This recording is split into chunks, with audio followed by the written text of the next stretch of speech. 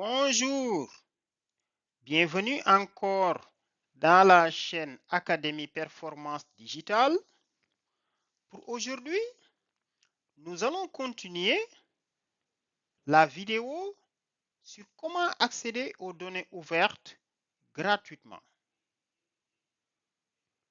Comme suite, si vous vous souvenez, on vous a déjà fait une vidéo. Là, on vous donne beaucoup plus de détails, c'est-à-dire on part en profondeur.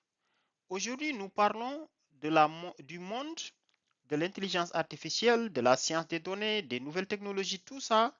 Les données sont devenues une nouvelle ressource. Donc, savoir accéder aux données va vous donner beaucoup d'opportunités. Restez à la fin, jusqu'à la fin de cette vidéo. Nous avons un cadeau, un bonus, quelque chose qui peut beaucoup vous apporter, qu'on va vous prononcer. Et ceci est lié même aux données qu'on est en train de vous montrer. Donc, restez jusqu'à la fin de cette vidéo et on vous donnera cette surprise. C'est parti. Comme vous le savez, la dernière fois, on vous a montré les détails. Si vous revenez dans notre chaîne Académie Performance Digitale, vous allez dans vidéo, abonnez-vous d'abord, aimez la vidéo. On vous avait fait une vidéo pour vous montrer comment accéder aux données ouvertes de nos pays et tout ce que ça apporte comme niveau de bonus. Après, on vous avait parlé du Open Data, de quoi il s'agit. Après, on vous a parlé de l'importance des données. Je pense que là, de nos jours, tout le monde connaît l'importance des données, qui est le nouveau or noir. Ensuite, comment accéder au portail, comment accéder au Open Data du Sénégal, ainsi de suite. Là, maintenant, on va aller en profondeur. Donc, abonnez-vous. Abonnez-vous à notre chaîne Académie Performance Digitale. Et vous allez trouver beaucoup de vidéos comme celle-ci, hein, en base de données, sur la conception de chatbots, le web scraping, l'algorithme, les initiations à Word, Excel, PowerPoint, comment tirer profit des nouvelles technologies, le big data, Word, Excel, WordPress, comment concevoir des sites web, des cours sur les frameworks. Bref, si vous êtes un passionné de l'informatique, donc abonnez-vous et partagez cette vidéo. Maintenant, si vous connaissez un étudiant en informatique ou en sciences ou en mathématiques, il est vraiment le bienvenu et il est vraiment dans sa chaîne. Si vous êtes un nouveau bachelier, venez dans Playlist et vous pouvez anticiper une bonne partie de vos cours, que ce soit en programmation, en base de données, en marketing, en communication, en Word, Excel, PowerPoint. Maintenant, revenons au sujet qui consiste aux données ouvertes de nos portails. Donc aujourd'hui, les données sur l'agriculture, l'élevage, la santé, la pêche, les communications, la télécommunication, les accidents, bref, tous les secteurs publics, vous pouvez y accéder en visitant les portails. Revenons à là où on en était. OK? Comme vous le voyez ici. OK. Donc, si vous vous souvenez, on vous avait dit que il faut aller dans un navigateur. Il suffit de taper autoroute. Vous voyez, autoroute de l'information en Afrique. Et il va vous rediriger sur ce portail où il y a les données de tous les pays, comme on vous l'a dit. Regardez. Bon, il vous explique. Et tous les pays d'Afrique francophone, la plupart des pays d'Afrique, qu'ils soient anglophones, tout, ils ont leur Open Data ici. Vous voyez, Égypte, c'est Égypte Open Data. Et là, c'est le Sénégal. Donc, nous allons retourner dans les données du Sénégal.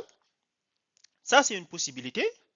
La deuxième possibilité, c'est de taper directement Sénégal OpenDataAfrica.org. Attends, ici. Dès que vous tapez ça, bon, vous pouvez faire aussi Mali.OpenDataAfrica.org, Gambie, ainsi de suite.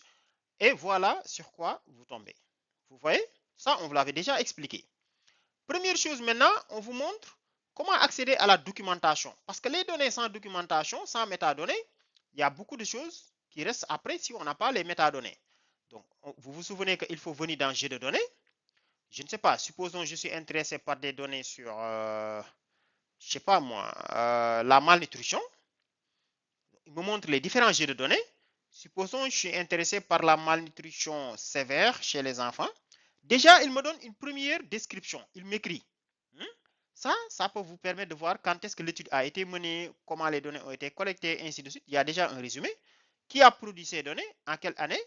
Et si je veux voir plus de détails, je clique dans sélectionner l'ensemble des données. Vous voyez? Là, comme on l'a vu la dernière fois, on a vraiment tous les détails sur quand est-ce que ça a été publié, quand est-ce qu'on aura le prochain jeu de données.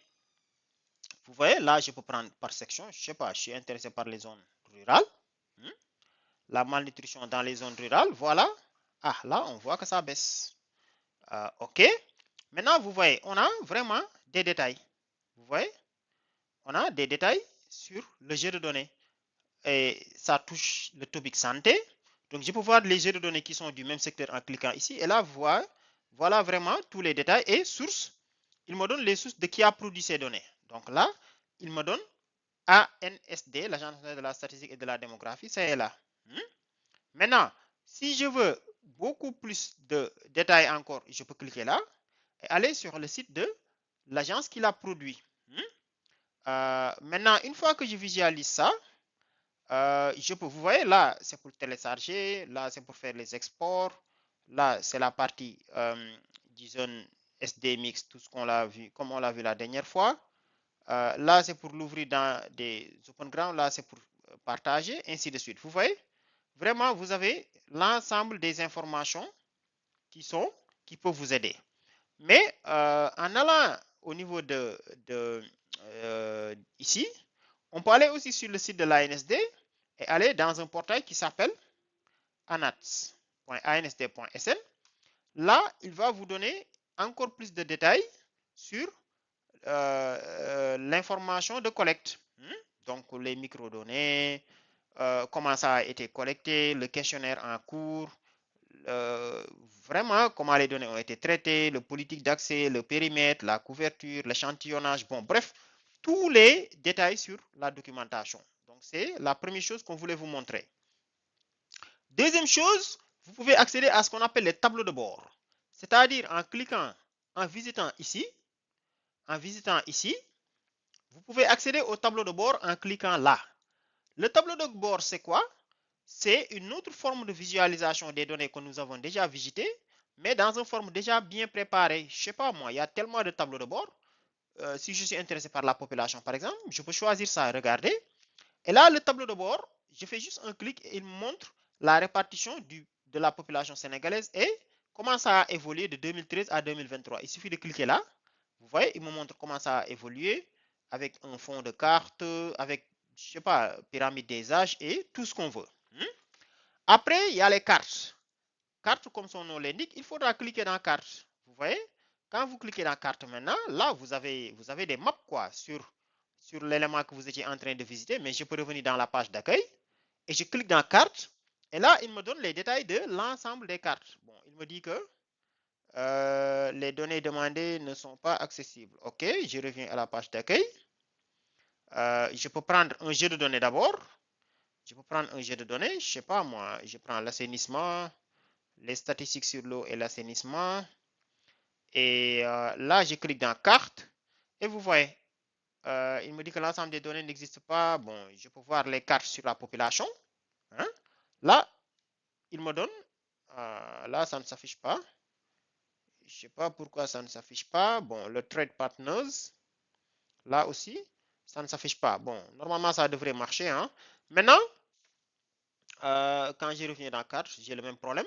Maintenant, après, il y a ce qu'on appelle les objectifs de développement durable. Si vous visitez pour un pays pour voir comment les ODD se comportent, je ne sais pas, je peux prendre par exemple l'énergie, c'est quel ODD? Infrastructure efficace, ville, communauté durable. OK. Énergie propre. Vous voyez, l'ODD 7.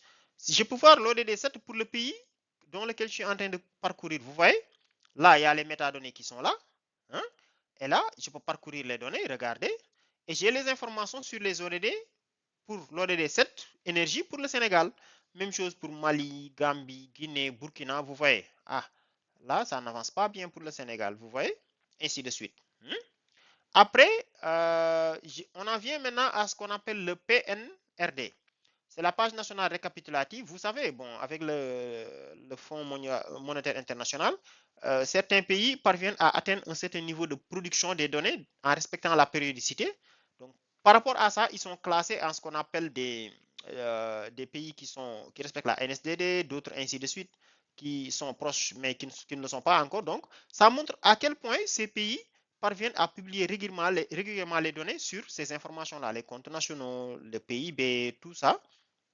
Et ça leur facilite l'accès à un certain nombre de capitaux.